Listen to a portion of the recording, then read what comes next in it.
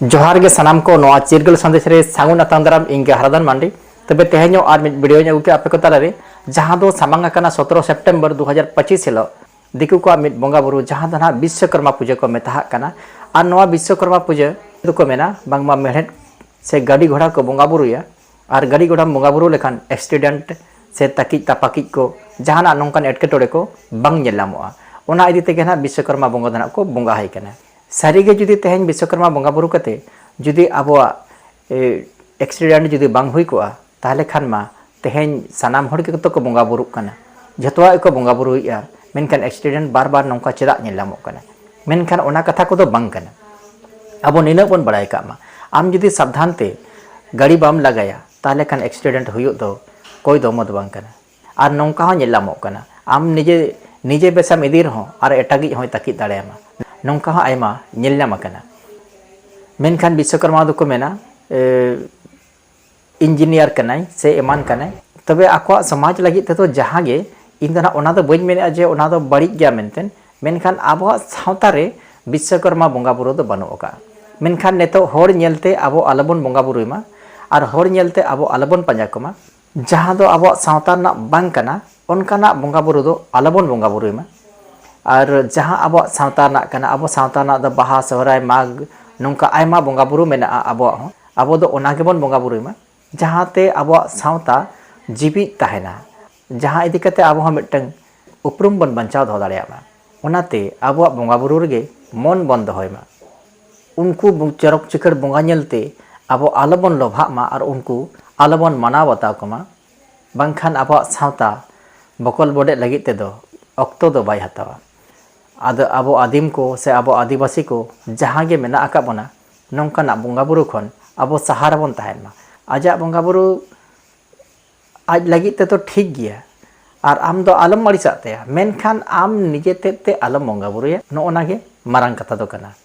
जहां लेका आबो हो आयमा लेकान बोंगा बुरु मेना गोसाड़े मेना असरिया मेना आडी लेकान बोंगा बुरु मेना मेनखान आबोआ बोंगा बुरु और एटा जातिरिन हड़ को तिनिक को मना बतावे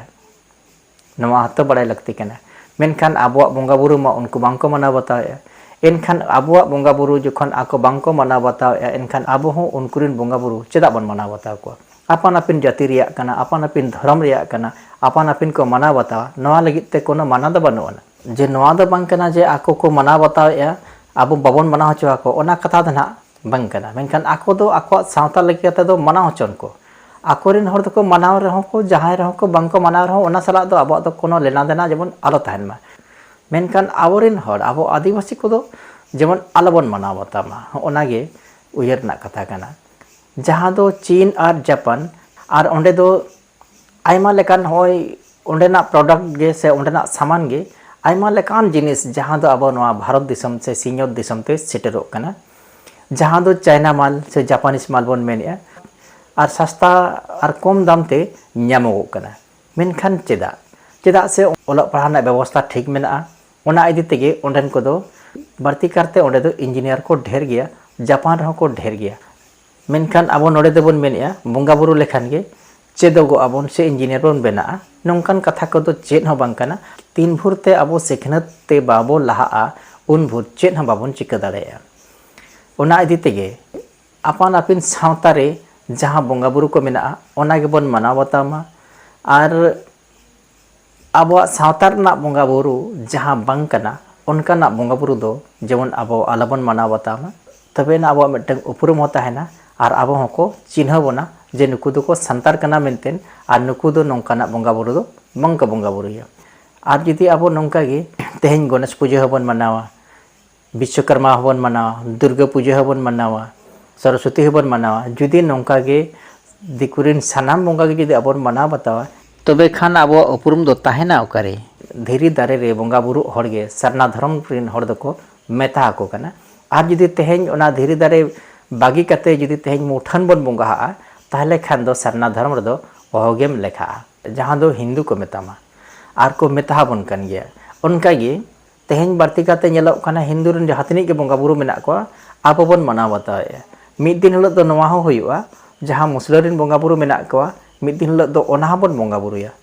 चेदा से नवा रे गे नेलामो कना तेहेन जखन विश्वकर्मा पूजा, सरस्वती पूजा, दुर्गा पूजा, गणेश पूजा जखन बन कराव दाड़ेयाग काना और मुसलिम बंगा बुरु मनाव दो आर चेद काना नोंका तेदो मिद दिन हिलोग दो आबोरेन हर नोवा हको मेना जे मुसलिम बंगा बुरु हो आबोरेन कान गिया को उनका गे ईसाया मा आबो बन बंगा बुरु गिया उनका गे आरो जहां तिने जाति रेन बंगा बुरु मेना को सानाम के बन बंगा बुरु को आर बन मेना ना आबोरेन बंगा बुरु कान गिया को आतकिर काट को नोंका तेदो मिद दिन ला आबो झोत्तो बन आद चाबा आबो उपरुम हो आद चाबा मुचाद चाबा आबो जहां दो सारना धर्म रेन हर से सारी धर्म रेन हर जहां बन मेनागो काना से ओना मिद दिन हिलोग दो ओना धर्म nyutum हो आद उतरोआ एटा जाति रेन बंगा बुरु रे आलबन बंगा बुरु मा आबोरेन बंगा बुरु रेगे मन बो दोहय मा आर सिखनत तेबन लाहा मा तबे ना आबो सावता बन बंचाव दोह दाड़ेया आर आबो हो बंचाव बन ताहे दाड़ेया आर आबो उपरुम हो बंचाव ताहेना मा निये को मेन काते गे तेहेन्या वीडियो दोय मुचादिया मा सानाम को आरो दोहड़ाते लासाणे और जपा जोहार।